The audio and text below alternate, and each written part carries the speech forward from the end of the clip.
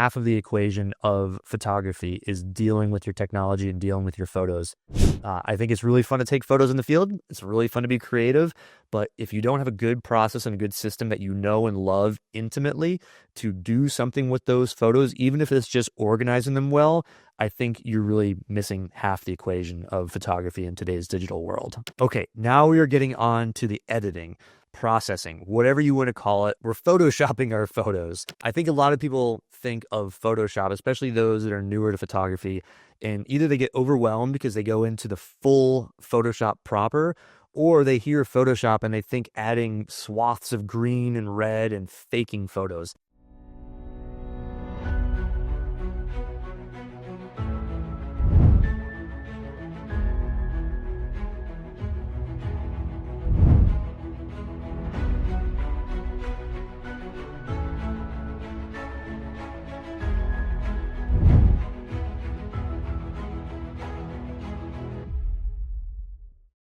Welcome back to The Wild Photographer. I'm your host, Whelan, and I've got a doozy of an episode today, but doozy in a good way. This is an episode that's been requested time and time again, so this is delivered with popular demand.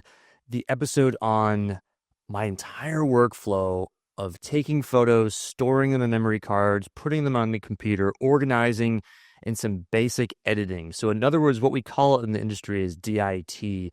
Don't worry about the background and the meaning of all that, but essentially it's the start and end of everything with digital information technology. Cat's out of the bag. DIT stands for Digital Information Technician on normal film sets and photo shoots, but it's essentially the role of managing the product, managing the digital information that is really the be-all, end-all. The creativity, the vision, the location, that's all super duper important, but getting those files safely stored back to your home computer, storing them permanently, being able to access them when and how needed, and also being able to edit them with ease and proficiency is what we're talking about today. So it's actually a very, very lengthy topic. What I'm going to be delivering today is my personal workflow.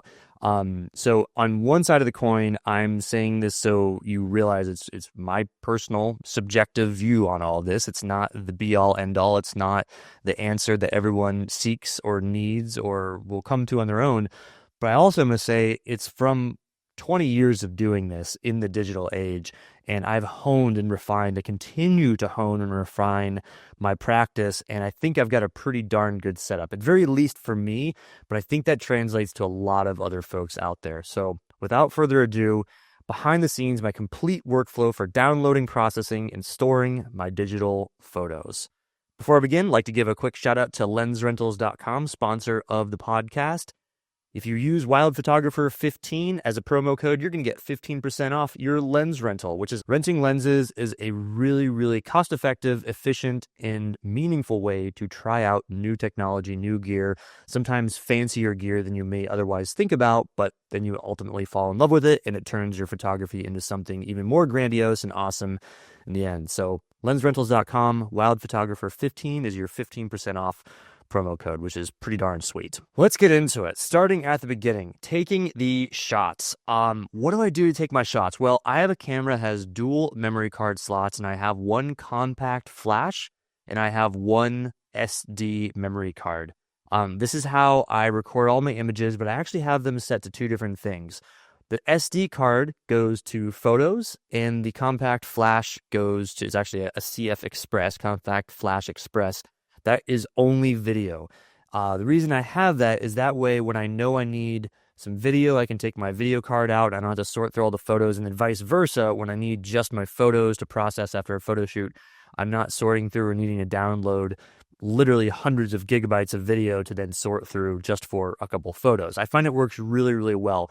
When selecting memory cards, a huge thing for me is to get the fastest and really darn good memory cards. There are so many on the market today. It's very easy to be tempted on Amazon or B&H or anything else out there to go for the $19.99 memory card. Memory is cheap in the grand scheme of things. Upgrade, get a good memory card, and what that really means is not just the size of the memory card. The size is very important because that allows you to essentially worry less between shoots or within a single shoot that you're going to use all your memory.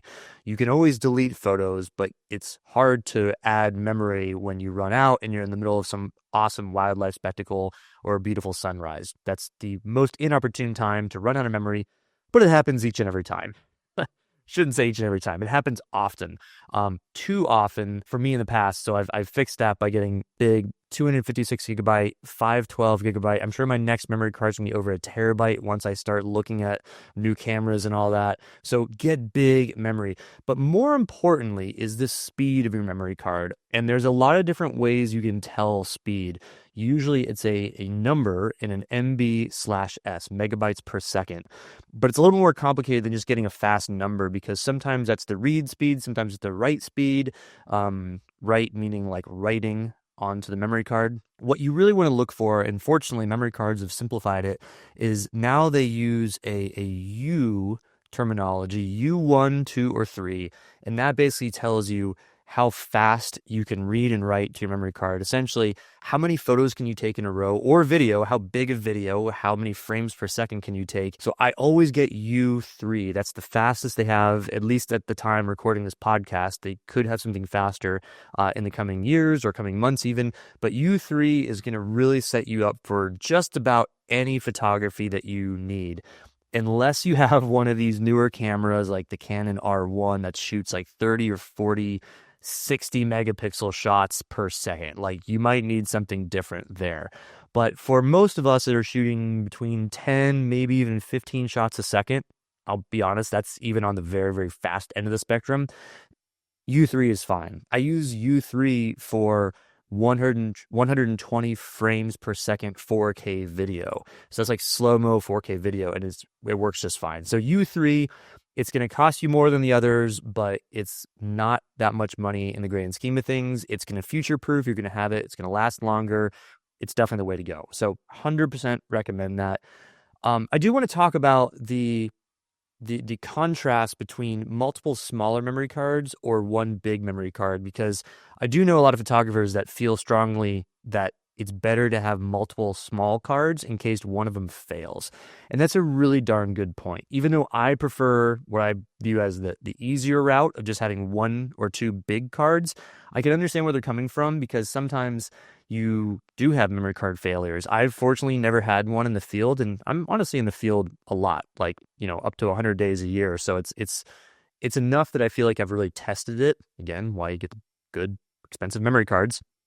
But it's worth considering, instead of getting one 512, maybe getting four 128 gigabyte cards if you need that redundancy. Again, though, what I've found is with the smaller memory cards, I'm changing them more often. I'm running out. I'm missing that sunrise. I'm missing that wildlife spectacle. It's happened to me enough times that I no longer do that. So just keep that in mind. The other thing that I am really thinking about is to not be overly gratuitous in taking my photos. There was a time in my life when I really just tried to shoot, and worry about culling later, and just going, and just taking as many photos as possible. I am much more judicious now in that I will take rapid burst photos, but it's only if it's some sort of really awesome wildlife behavior. I am no longer taking 5, 6 photos of the same landscape shot. I am really, really deliberate. I'm not just going to walk up on a scene and take the first shot with whatever camera settings are dialed in.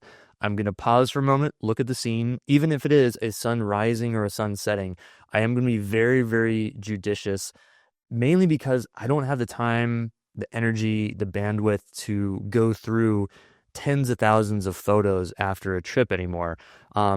And I don't think you should either. Even if you have the time or the bandwidth, it's something to be very, very cognizant of. Take fewer photos. It helps you appreciate what you have. It helps you spend more time editing those photos versus the culling. We only have so much bandwidth. We can only give so much of our time to some of these things. So spending more time on what counts, which is the editing, than the culling, highly recommend it. So if I'm in front of an amazing landscape photo, I might take 2 or 3 shots, but I'm definitely not taking 10, 15, 20 with this idea in mind that the more the merrier. Oh, I should take it at f5, f11, f22. I should take it at 1/40th of a second. I should take it at ISO 2000, 1000.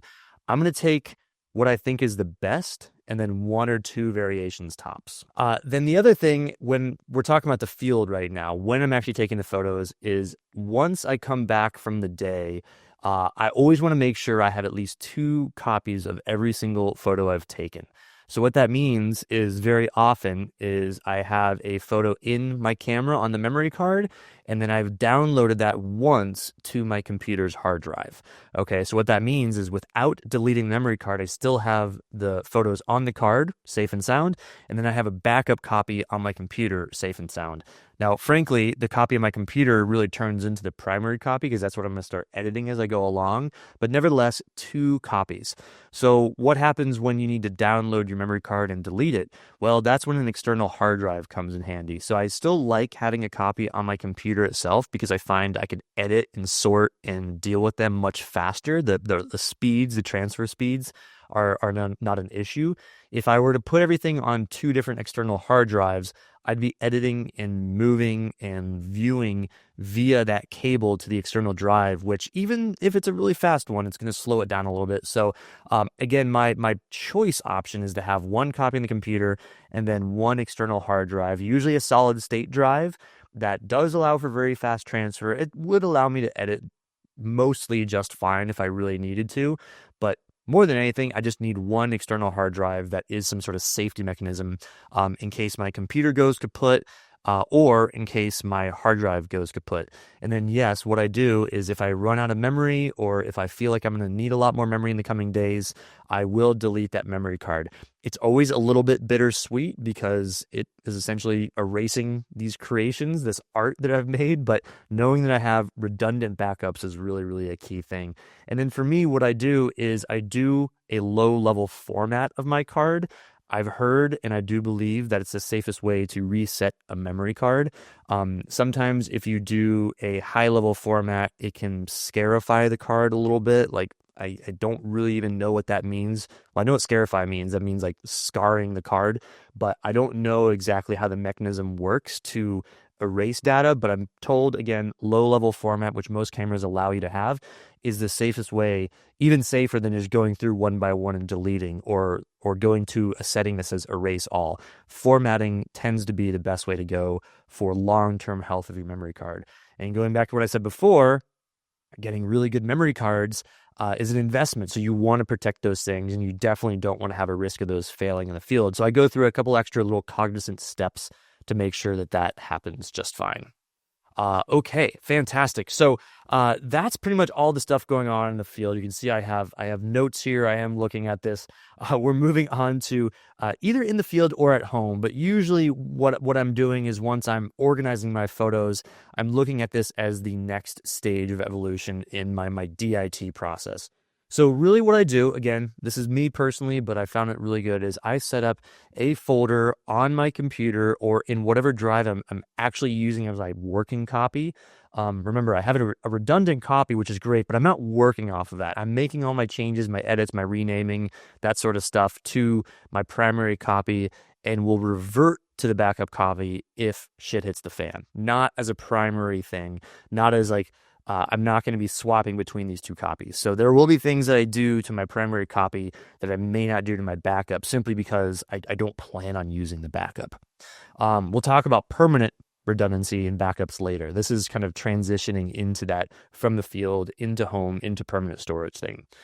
So what I do is for every trip, I set up a folder with the trip name and year. It might be Greenland 2024, Borneo 2019, Madagascar 2022, whatever it might be. I do enough trips that I need to be that specific, but I don't do so many that I need to start doing Borneo August 2022, Borneo September 2022. There are some people that might need to do that, and that I have had to do that in the past, and that's really all I do. Trip name, month, and year, but usually 9 times out of 10, just trip name and year. And then inside that folder, I set up a raw folder, and that's where all my raws go. There are people that really like to organize by date of the trip throughout the trip. I found that to just be very, very cumbersome. It doesn't work very well for me, because I'm essentially having to go through another set of folders to start perusing and looking and going through my culling, whittling them down to the usable ones that I really want. So as a result, I'm really I'm really very cognizant to keep it simple when I want to look at my photos and start banging through the culling and the process and the editing. So again, just one folder with raw, and then I have that on my laptop itself. I will then, once they're all processed, and I've just skipped through a litany of steps that I will be walking you through, but what I want to give the big picture of is this trip folder has raw, and then it's going to have my JPEG folder once I've processed it. It might also have my videos, which will basically just be clips. And then sometimes it'll have a teaser reel or a teaser sheet, which I actually make in Bridge or in Photoshop, where I select basically the 20 best photos that I often send to my marketing team or send to editors or send to magazines or whomever is looking for this work. That's the teaser sheet where I just kind of have these little thumbnails that are about 1 square inch, more or less, that someone within one attachment to one email can look at a good representation of your entire trip or your entire photo shoot. We'll talk about more about how to make that in a little bit.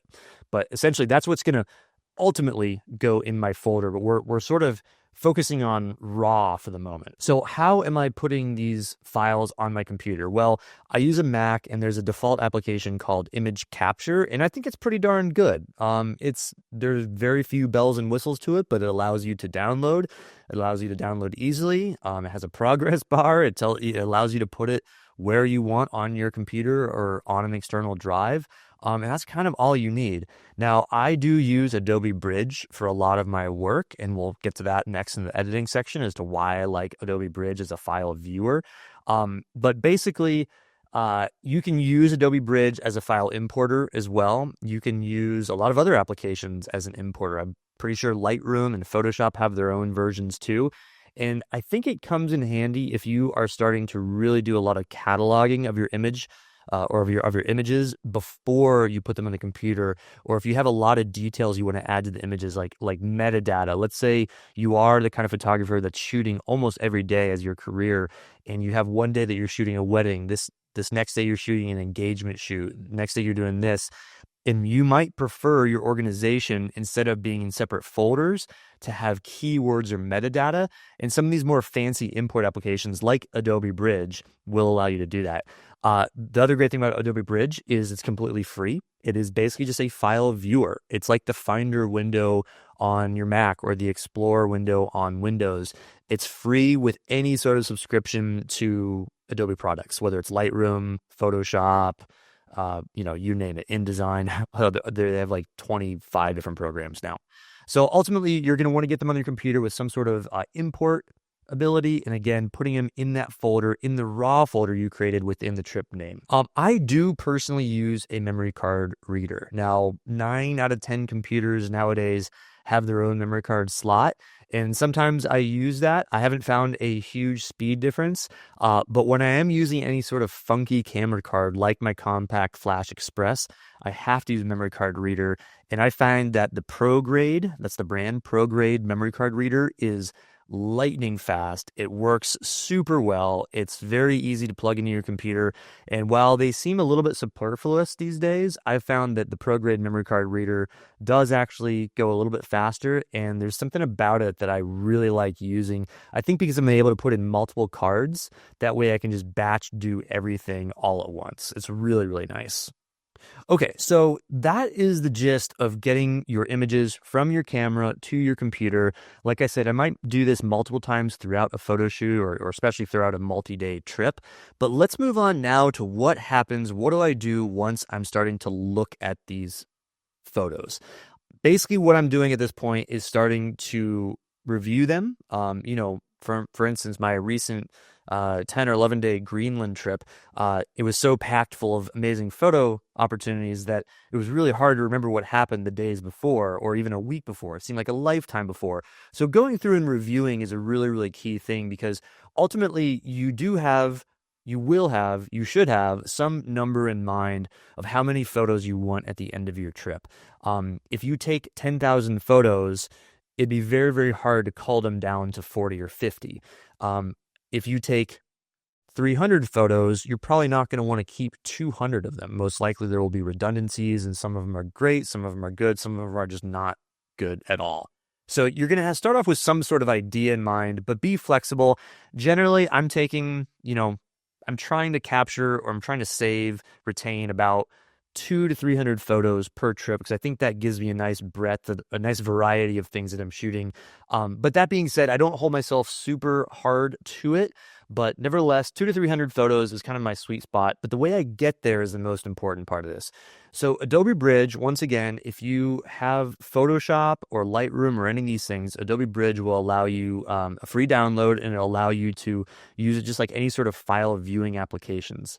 It allows you to quickly look at the photo settings like your aperture and your shutter speed. Sometimes I truly look at those to analyze the difference between two shots. If I say, gosh, these two shots are the same, why would I choose one or the other? I'm not going to keep both because they seem like the same shot. And I noticed that, well, one is on f11 and one is on f4 and it's a landscape shot. I'm going to know I'd rather have the big depth of field in case I want to blow it up to a bigger size. Right now I'm looking at it on my small laptop, so I have to use some of the data to make those decisions. But the great thing about Bridge, once again, is it allows you right off the bat, the first thing I do is a rating system. And although I use a combination of Bridge and Photoshop, and the intermediate program is called Adobe Camera Raw, that's actually my editor, it is identical to Lightroom in just about all ways. The only thing where it's not identical is it doesn't have that file management and that file storing and that file organization system.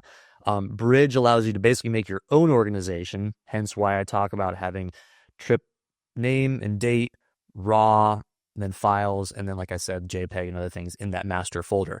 Lightroom, I've been told in recent years, has gone away, or at least given you the ability to no longer do that mandatory file management system where you have to use Vault and all your edits are reference files to wherever your base file is, and you can't really copy and paste that original file over to another hard drive and retain the edits without then also copying your album and your Vault with it.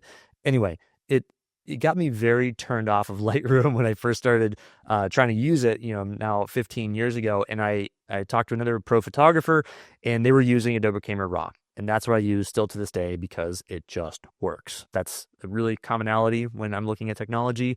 I like it if it just works. So anyway, Bridge plus Adobe Camera Raw probably looks a lot like what you might be seeing in Lightroom. And I'll stop rambling at this point and I'll get to my point that I'm trying to make, which is I rate my photos before I even touch a single editing panel. I don't process, I don't adjust the photos whatsoever until I rate them. And this is basically what I referred to before as culling the photos down. So let's say I'm using this trip example from Greenland. I think I had 4,000 or 5,000 photos. I'm going to stick to my 200 to 300 photo ideal. If it's 400, that's fine. I'm definitely not going to whittle it down to 50. It's always harder to whittle it down smaller than to keep more. So the discernment, the due diligence that you're doing is really just trying to get it down to a manageable number. So anyway, once I have my photos in one file, again, I can see them all in the panel of Adobe Bridge. I go through and I rate them. And this is where the star methodology really, really helps. I don't know where I would be without being able to mark these photos somewhere between 0 stars and 5 stars. Of course, the stars are yours to do whatever you like to do with. You don't have to do a specific thing, but I'm going to tell you how I use mine, and I think it works really darn well. So the first thing I do is I go through every single photo of the trip, and I give those photos that turned out in some way, meaning they're not blurry, they're not just a terrible, terrible angled composition. I didn't accidentally photograph my pocket or the floor of a Zodiac. If it turned out, I'm going to give it 1 star. Now, what that means is that 0 stars are basically, I'm fast forwarding here, but 0 stars are basically going to be my throwaways. I'm not going to do anything with those 0 stars, but I do keep 1 stars upward. So you in your own workflow might want to kind of toggle that a little bit to know, do you truly want to keep all your 1 stars, or do you want to assign them 0 stars and then delete them later? So once I go through everything with 1 star, That allows me to see all my photos from the entire trip. This is really, really valuable because now I'm getting relativity from photo to photo. I may have seen my first iceberg on day one, and I may have thought to myself, oh my gosh, this is the coolest thing in the world. I'm going to photograph the heck out of this iceberg. And then lo and behold, I see icebergs on day 2, 3, 4, 5, 6, 7, 8, 9, and so on. This is a very common thing with expedition photography. And then one of those days, the lighting is going to be much better than the others, or at least a little bit better, and you're going to get your best iceberg photos in those next days. So I think it's really important to go through your photos entirely to understand how do your early photos compare to your late photos in a trip. So again, 1 star for anything that turned out. That means even when I'm on burst mode and shooting 10 photos of wildebeest emerging from a river in Kenya. So then for 2 stars, I'm now going through, I'm trying to look at my 1 star batch as what do I actually want to edit? Like, what are the things that make this photo special? What makes this photo different than the others? If I have 10 photos of wildebeest, what are the couple that are like really jumping out at me? And one trick and technique I do is honestly to not think too much about it. I go through these pretty fast. I don't sit and analyze for minutes or hours. I sometimes come back to them later, but I don't really spend a lot of time. If something pops out to me and stands out as a really, really good photo, that gets kept. Err on the side of too many photos at this point because we still have our star 3, star 4, potentially even star 5 to be able to attribute to these photos to help us pare them down to a manageable workload to ultimately edit or send to editors, send to colleagues, send to friends and family, post online, post on social media, etc., etc. So 2 stars is basically anything that I'm thinking, oh, yeah, I would like to edit here. Once I have my 2-star batch, I probably have now further culled my grouping of an original 5,000 photos. I probably nixed 500 to 1,000 of those, going from 0 to star 1. And then from star 1 to star 2, I probably removed another 1,000 to 1,500. Generally by star 2, I'm at like half or less than half the original batch. Let's just say 2,500 for lack of a better way to put it. So now, because I was erring on the side of keeping too many photos than not enough, or ditching a photo that might be really important, I'm now going through all my star 2s and I'm looking at them as, what do I actually really want to spend the time editing? What am I excited to edit? And this further breaks those star 2s. So when I see a scene, I'm going to use the wildebeest example again of wildebeest emerging from the Mara River in Kenya, and I'm burst shooting and I have 10, 20 photos of a sequence, and I keep, maybe 2, 3, 4, 5, 6, something like that. So I'm like, ooh, these are all the best. Like, these are the top 6 out of 20. Those are my star 2s. My star 3s might be only 2 of those. They're the best of the best. Nobody, unless there's some story to be told, or you're doing something unique with a sequence of photos and something just avant-garde, something different, something out there, you really only need 1 or 2 photos of each great sighting, of each great phenomenon. More than that, in all what you're doing, if you're submitting to a contest, if you're submitting to editors or journalists or whomever you're showing, what that does is there's always going to be 1 photo that's the best. When you then think about having a second photo or a third photo, they're like, oh, but those are also good photos, the same memorable experience, you're just diluting it.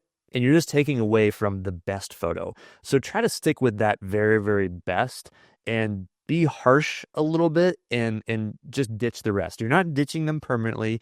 You're just keeping them further down in the sequence of stars so that if you ever want to come back and say, oh, you know what? People love this wildebeest shot so much. I won a contest. It's in a magazine. I'm doing stock photography with it. Then you say, I think I have more. And all of a sudden you have 10 other photos that are pretty darn good of that same sequence. Great. Then go back and edit those. But for your initial run, which is usually people's final run, stick with really the top 1, maybe top 2 of a sequence, and then give those a star 3, meaning you are going to go back and edit these. You are 100% going to edit every single thing that gets a star 3. Okay, so then again, you're working your way through. Now, the added benefit is you've now seen your entire image library of that trip, of that experience, now like 2, 3 times. as you go from front to back, from earlier to later in the trip, or whatever sequence you feel is right. I personally go from a chronological standpoint. So now I have my star threes, and this is when I start editing.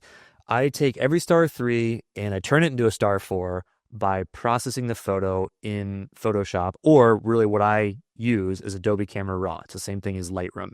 So processing goes from 3 to 4. So we're going to get to the editing process in a second, but just bear with me. Pretend that these now star 4 photos are edited and processed and they're ready to go.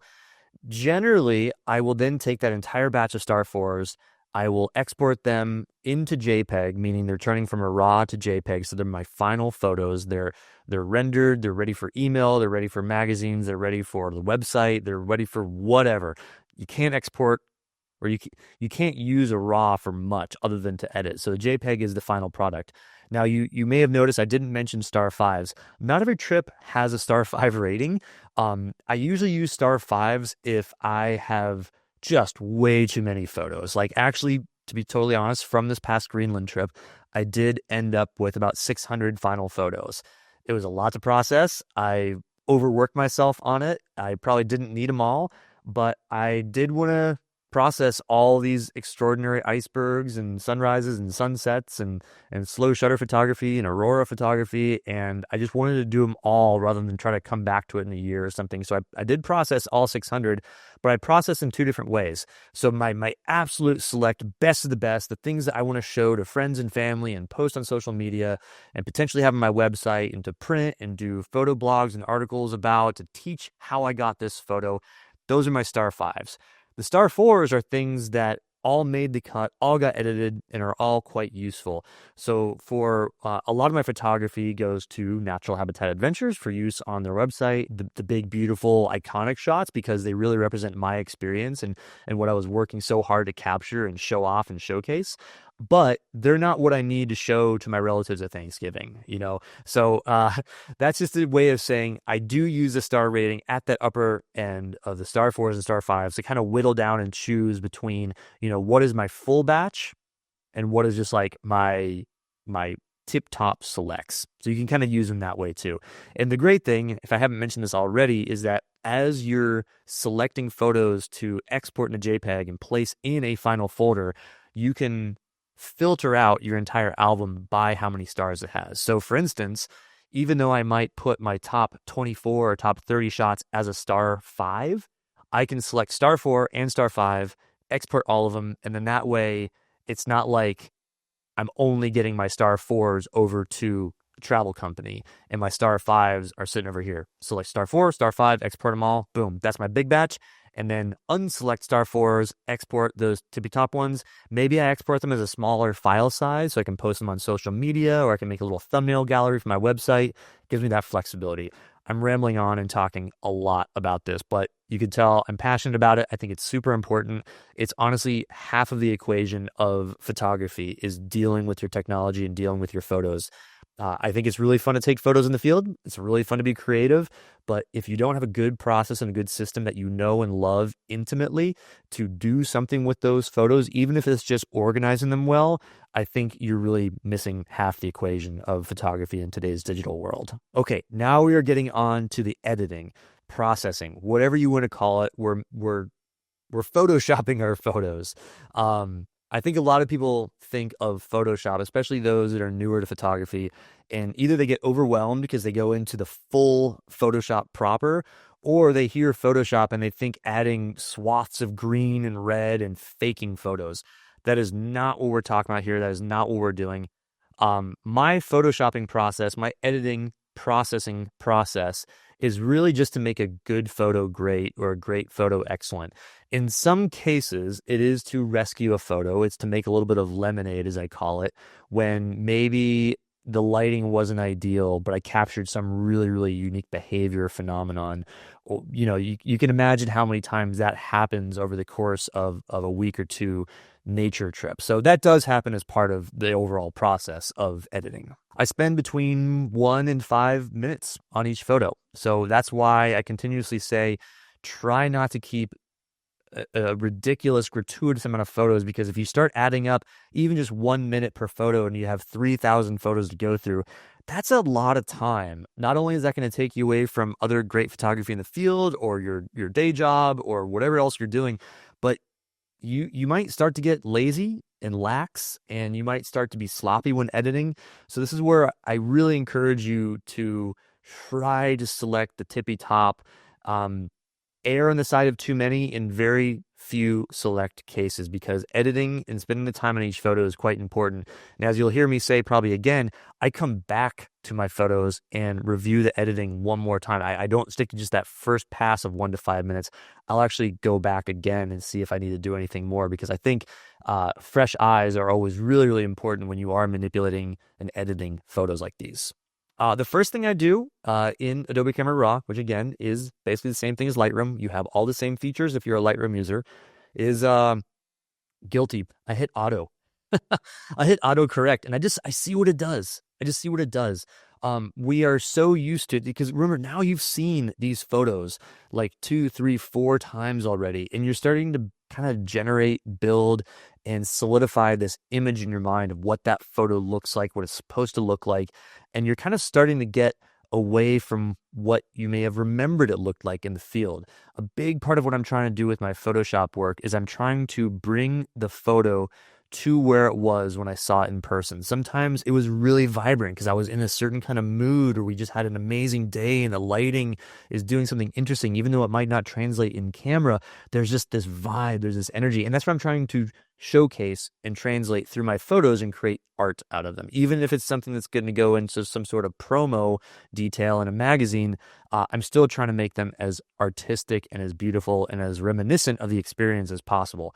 So I'm very often just hitting auto right off the bat, which essentially gets Photoshop to analyze all the components, the number of pixels, the color of each pixel, the lights, the darks, the tones, the proportion of lights and darks, the amount of contrast in the scene, where are the midtones at, and it's analyzing all this, and it's just making its computerized best idea at what it should look like. Are there enough dark tones in the photo? Is there enough contrast in the photo?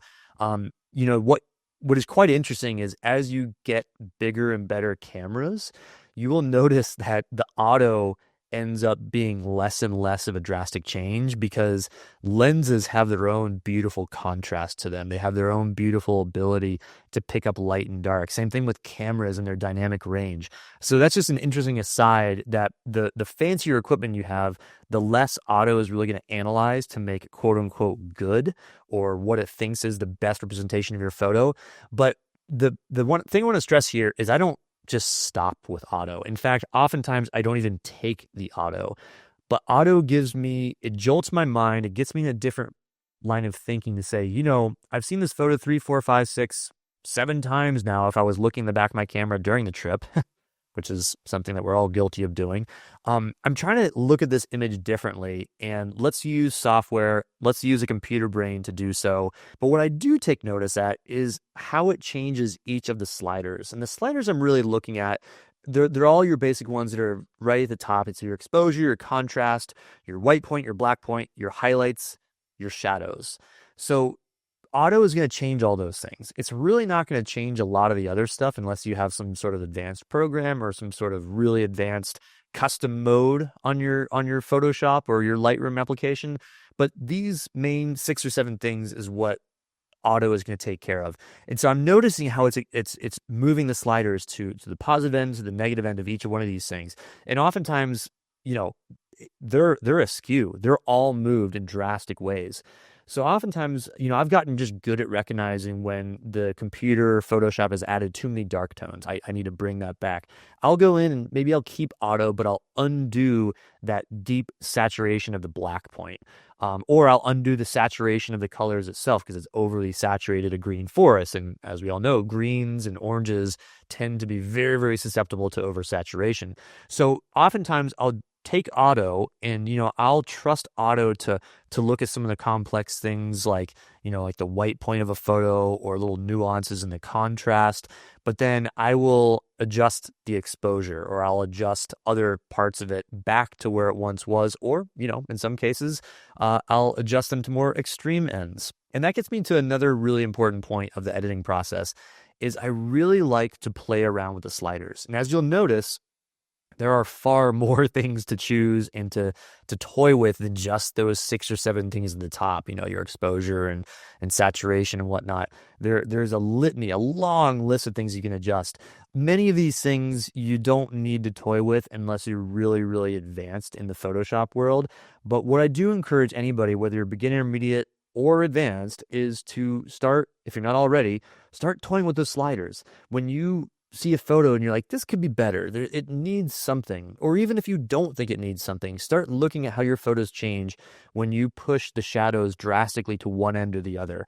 You're probably not going to like it all the way at one end or the other. I don't think any photo really is improved by going to the extremes on these editing, because it's going to degrade the photo, it's going to get really grainy, it's probably just going to look fake. But you'll start to notice through repeated use, through behavior, through patterns, through just repetition of all this, you start to notice what it does to photos, so you can take those lessons with other photos you're working on and instantly know where and how they can be improved. So I really recommend toying with all sliders for all your photos, because you're just going to get better understanding which sliders, frankly, don't need to be touched. It will make you more efficient as you learn what these sliders do, not just in the technical terms and the definitions, but what they translate to in the photo itself.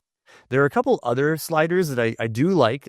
These tend to change a little bit from Photoshop or Lightroom version to version. This is your dehaze slider, your texture, your clarity. I like them. They're what we call meta adjustments. They're not just affecting exposure. They're not just affecting sharpness. They're not just affecting midtones. What they're doing is unique things, like they're boosting contrast while darkening dark tones, but also creating a light sharpening around the midtones. Like all these kind of like long list of things that they just turn into essentially decreasing haze of a scene, which is a very complex thing to do when you think about it. How do you take a foggy, misty scene and turn it clear? Well, it's multiple things layered on top of one another. But what we're finding is you can use these things like dehaze and clarity, and you can do really creative things for photos that don't need quote unquote dehaze. They're not foggy, but you can turn landscape scenes a little bit more dramatic. You can turn clouds to be a little more poppy and defined. So I do recommend even messing around with those 3 meta sliders that are still kind of near the top of your slider palette, and just seeing how you like them. I think you should always be judicious in what you're doing here. I do not recommend just going for the biggest, boldest, most dramatic scene possible each and every time. Sometimes you certainly want to be subtle. I think there is a phenomenon going on right now where people just hit the dehaze slider and set it and forget it.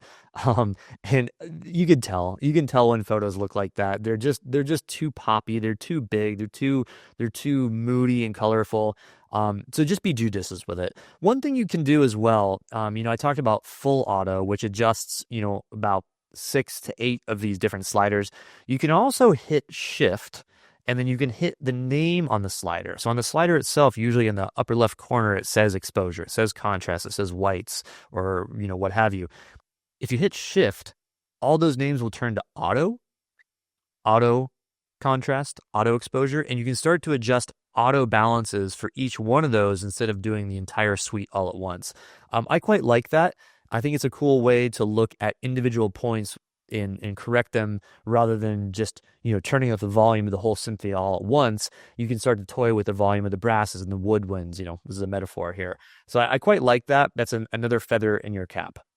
Another key thing I want to say about editing is, if I hit auto or if I make an edit on an individual slider and I can't tell that it does much, I don't keep it. I don't, maybe it doesn't degrade the photo. Maybe it helps it slightly, but I'm a firm believer that the more edits you make, the more the initial information in the photo is changed. And when you have a layering effect of change on top of change on top of change, you might start to make other changes that are quite necessary. And because of that small, little tiny change you barely needed to make, you're now making a change on top of a change and potentially leading to a degradation of the photo, making it noisy, making it grainy, making it not what you want. Okay, so now let's start getting into the advanced part of editing. So everything I talked about so far is just big blanket adjustments across the whole image. I know many photographers that never touch full scene blanketed adjustments. They only do masks, they only do brushes, they only do gradients and radial filters. And I'm kind of one of those. Well, I guess I'm not one of those because I don't only do that, but I'm on that sliding scale where I tend to favor adjustments that are partial. And we do that through something called masks. And this is, again, very easy and very available. Something that I recommend is getting used to the shortcuts and the hot buttons. For instance, you can hit G for a gradient filter or J for a radial filter. You can hit K for a brush filter, and you can start to instantly get these tools on your photo where you can make adjustments to only parts of the photo. So again, I use the brush, I use gradients. Now in the newest versions of Lightroom and Photoshop, you can select your subject. You can literally hit masking of your subject, and Photoshop figures out where your subject is, highlights it, and you can make all those adjustments, all those exposures and contrasts and shadows just to the part that's highlighted, which Photoshop does a phenomenal job selecting. It's kind of scary how easy and effective it is. You can hit X and get the reverse of the selection. So if you hit subject, select subject mask, and it highlights your subject with wild, dazzling accuracy, and you say, well, I actually want to adjust everything except for my subject. Hit X, and it reverses that and does the inverse. It then, within a millisecond, selects the exact opposite, everything but your subject. So you can darken it, or you can lighten it, or you can make it a little bit blurry to help create that depth in the background. So these are really, really important things. The two features that I've been using most often these days is actually my gradient and my radial filters. So what I find, I used to use the brush filter a lot, which basically gives you a paintbrush tool, and you can adjust the size of it. You can adjust the edge of it, so it's either very feathered or very hard brushed as you brush over parts of your scene. And you can brush on the sunrise to make it a little more saturated. You can brush on the subject to make it a little more sharp if you wish. As you brush on these things, of course, you then have to use a slider to increase the saturation or increase the texture. But nevertheless, the brush allows you to select specific parts of your scene. What I've been noticing is, other than your subject, various parts of the scene tend to look way more natural, gives you way more forgiving, it gives you way more forgiveness in making big, interesting, dramatic, artistic edits when you think in terms of circles or ellipses, which is your radial mask, or in gradients, which is your gradient mask. And the best thing to do is to toy around with these when you're on your computer next. But the gradient allows you to make adjustments, whether it's any of these, exposure or shadows, from a gradient that you set as you drag from left to right or top to bottom. You can adjust the strength of the gradient, the size of the gradient, all that sort of stuff. And the same thing with radial filters. I find that oftentimes I really want the subject in the middle of my scene to get a little bit of extra light.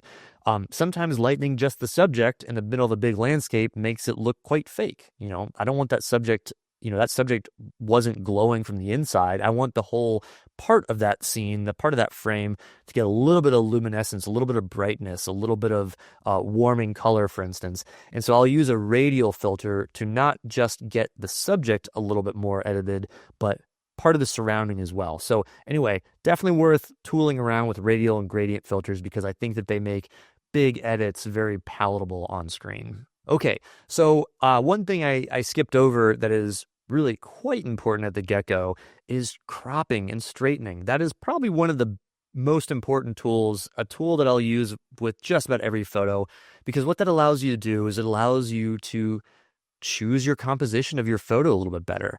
Something that I'm very known to do is to shoot wider than necessary for a lot of my shots, because that way I'm not stuck with the composition that I have in camera.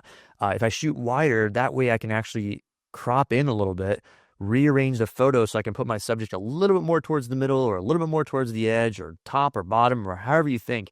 It allows me to recompose my photo. And that might be adhering better to things like the rule of thirds. It might be incorporating leading lines or the Fibonacci spiral, things we talk about in our composition podcast. But shooting wider and then cropping in Photoshop is really, really dang important. And also when it comes to straightening, shooting a little bit wider is quite helpful too. That allows you, as you straighten your photo, it will crop it in just by the very nature of how the straightening tool works. And that way, as long as you didn't shoot your photo exactly as you need it on the computer or exactly as you need it for that presentation slide or that magazine shot, that cropping is totally permissible. So cropping and straightening is another really, really big thing I look at for each and every one of my photo. So cropping and straightening is something I look at for each and every one of my photos. One that's quite interesting that I do use from time to time is the color mixer. Now, this is a very complicated tool that involves luminescence and saturation and hues, and you can pretty easily and quickly and dramatically change the colors in your scene. And I'm not really into that so much. I know there are a lot of social media photographers that create these beautiful moody shots, and there's some real trending palettes with dark forest greens and kind of muted burnt orange colors. And I think they're really cool. Like, trust me, I love it. But like most things, that's a trend, and it may not be your individual style. So I'm not necessarily someone that's going to recommend you jump on the color changing end of the spectrum, but I do want to point you to something. If I did not shoot with a polarizing filter, I can actually inject and add a polarizing effect to the shot simply by decreasing blue luminance. It reduces the amount of white or brightness in the blues, which is one of the byproducts of using a polarizer. So I do encourage you, just like everything else I've been talking about, play around with those sliders. You're pretty quickly going to see that messing around with the hues and the colors creates weirdly sci-fi type effects to your shots. But there are things that are quite useful in this pane, this color mixer tab. Luminance is really cool, and sometimes I will use saturation. If there is specifically a color I'm trying to make pop while not increasing the color of anything else in my scene, like sometimes I might be shooting a winter scene with someone wearing a beautiful bright red ski jacket. Well, there might be some green trees in the background, so I don't want to boost up saturation of everything because greens tend to look very oversaturated very quickly, but I do want to boost that red. So, a couple things I could do. I could select my mask, my subject mask, and I could just saturate based on that mask, which is only saturating the subject, only saturating the jacket and that red color. Or if I want to saturate everything red in my scene, which might be the red of the jacket, it might be some red of holly berries in a tree nearby. If I really want all reds to pop out, that color mixer tab under saturation is a really, really fun tool. Okay, I want to quickly step aside and talk about some other tools of the industry that I'd be remiss if I didn't mention in this editing and DIT episode. One is a drawing pad. These are pads that are either Bluetooth wireless or you can plug in your computer, and it kind of looks like a black iPad that you can use a pen and color on, basically. These are editing pads, editing tools. I see them used a lot online. I thought they were going to be really cool. I got one, a very inexpensive one. I think it was like $30 or $40. And it's got a pretty steep learning curve. You have to get really used to using it. And I've gotten so adept at using the mouse and keypad and certain hotkeys and shortcuts over the years that I just don't find it particularly useful, but it is something to consider if you are just getting into editing and you start that way versus trying to unlearn something and relearn something, decades into your photo career.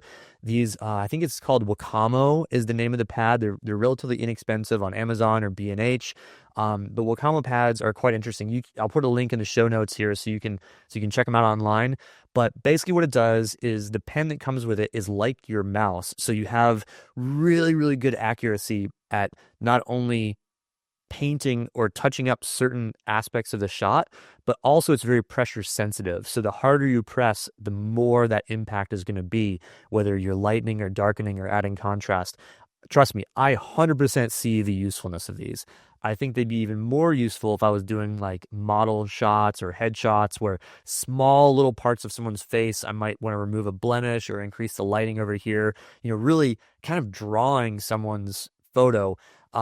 I can see them being very useful. I just don't personally use them. The other thing that is out there are color calibrators. And I know Spider is one of the leading companies. I'll put a link in the show notes here for one of those. They're usually $100 or $200, and they are monitor calibrators. I can see how useful these would be if you are doing a lot of print jobs.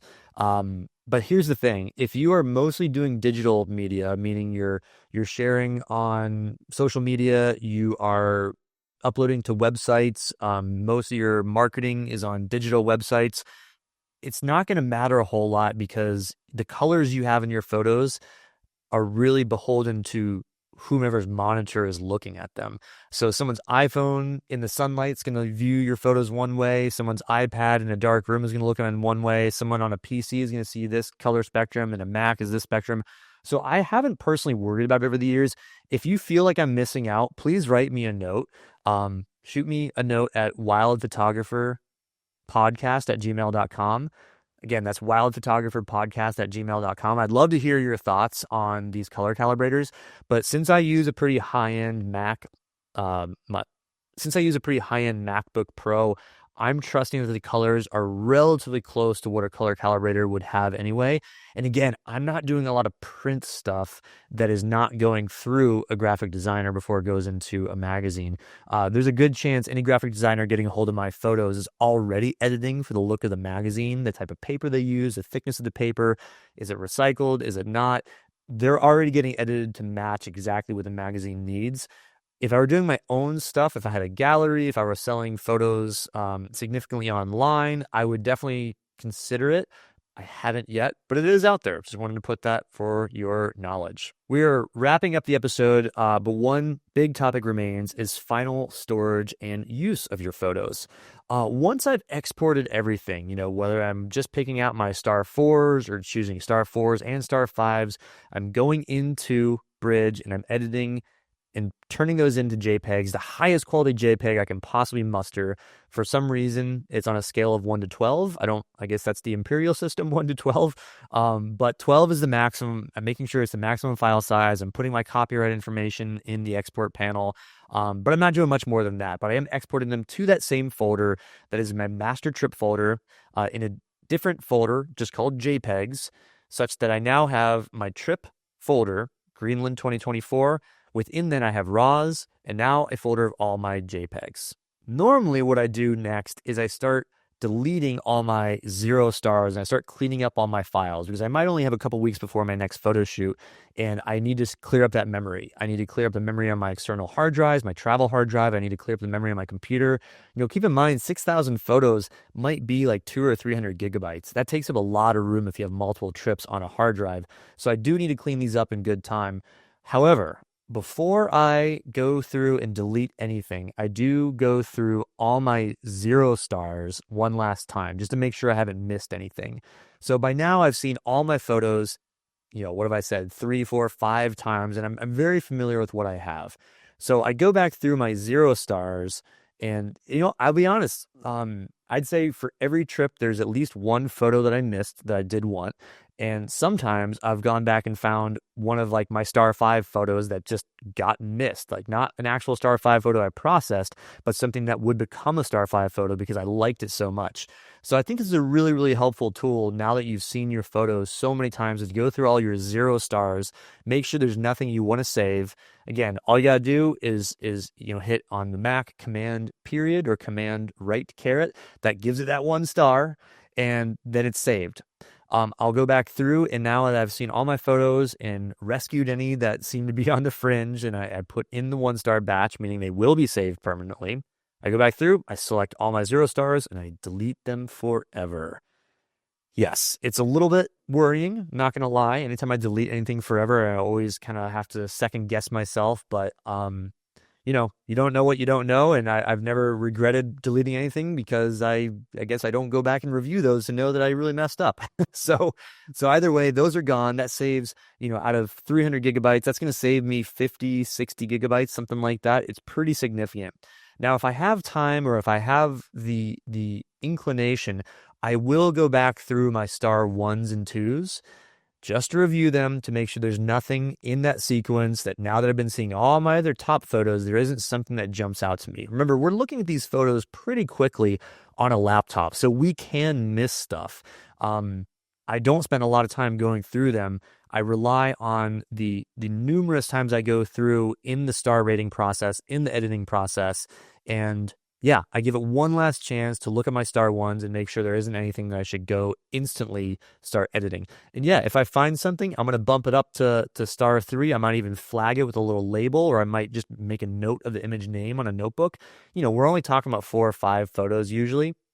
But oftentimes I do find something that, I say, gosh, this was such a special moment. Now that I have the holistic picture of my adventure, my expedition, I realize that this image burst, this one thing, is probably the single coolest thing that I've seen. Let's save 3 or 4 photos from this. Maybe they're not all going to make star 5s, but I find that I should probably save some of these. I know I'm being a little bit contradictory and redundant here, but nevertheless, I do go through my star 1s one last time. So now what I have is again, my master folder, RAWs, and JPEGs. I take my JPEGs and I put those in a separate folder on my computer. I just call it my desktop photo storage. It's where every JPEG from every trip I've ever done lives.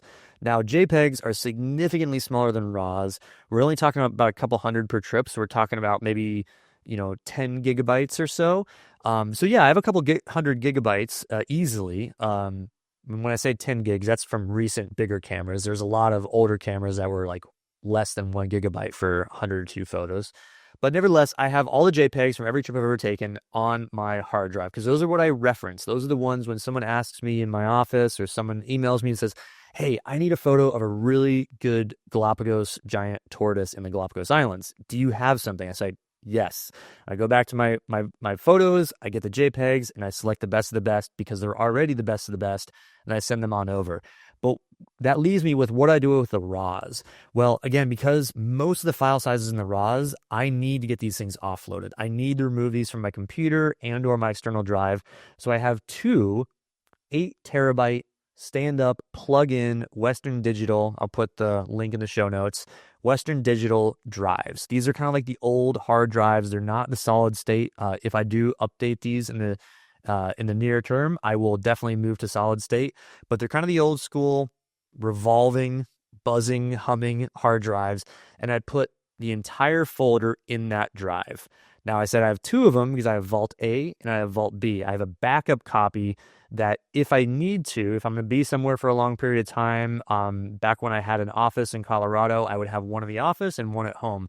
Now I have both my drives at home, so if a hurricane hits or something crazy happens, I might lose both of those.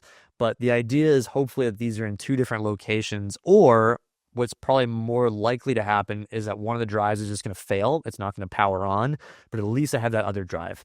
It's never happened, but should it happen, the first thing I'm going to do is go out and buy a new drive and make another backup copy. Because if one drive fails, I bought both these drives at the same time, there's a decent chance that the other drive is as old, maybe suffering from the same defect, maybe having just the same longevity issues with the motor and blah, blah, blah. So I want to back that up very quickly. Hasn't happened, but I've got a plan in place. So then now I have all my RAWs, all my JPEGs in a master folder on 2 backup drives. I delete the RAWs, I delete that folder from my computer, and now the only thing I really have direct access to on my computer is that desktop photo storage where I have every trip listed, and then boom, Greenland 2024 is in and amongst the ranks. So that was a big deep dive. I hope you stayed with me. I hope you learned a thing or two. I select my top 15. I export them again into a different folder, and then I put that whole folder, all 15 photos, onto my iPhone, and I create an album on my iPhone. The reason I like this is I get a lot of friends and family asking, oh, how was your trip? How was such and such? And, going back through and being the guy that gets on your phone and says, well, just wait a minute, hold on, while I'm finding them, just going by date. You're just revolving on your phone until you find that August 2024 section. Rather, I create my own album with my very, very tip-top 15 photos that I know are sure to impress. And I say, oh, here we go. Hit the album, hand the phone over. Yeah, just swipe, swipe at your leisure, and they can see on their own terms. They can swipe through it and enjoy. And I find that's a really, really good way to show people what you do, to maybe build more of a literal or metaphorical following out there with the people you know and love. Get to show off some of your work and reap the fruits of your labor, and show off the artistic abilities that you've worked so hard to achieve. And the last thing I do is I consider updating my own personal photo website, my stock photo websites, and then any sort of social media posts. Again, the great thing about this 15 to 25 top photos is that they translate very, very well to my own website, and they translate very well to social media. And having those top 15 to 25 on my iPhone already, that way I don't have to go through elaborate planning processes where I'm getting on Instagram on my computer and planning posts and doing all this. I just have them right at my fingertips. If I'm waiting for an appointment somewhere and I have a little bit of time, boom, I'll throw a little social media post up there and just, very, very quickly get it out for the world to see.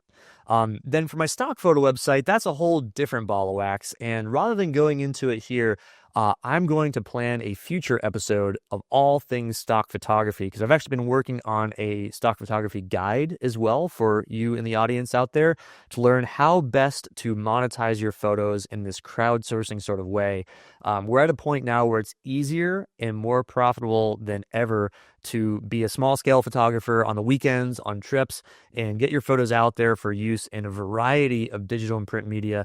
Make a little bit of scratch too to help fund your habit. I know I certainly do. So there you go, folks. This is wrapping up a very big episode on all things processing and editing and photo storage when it comes to digital photography.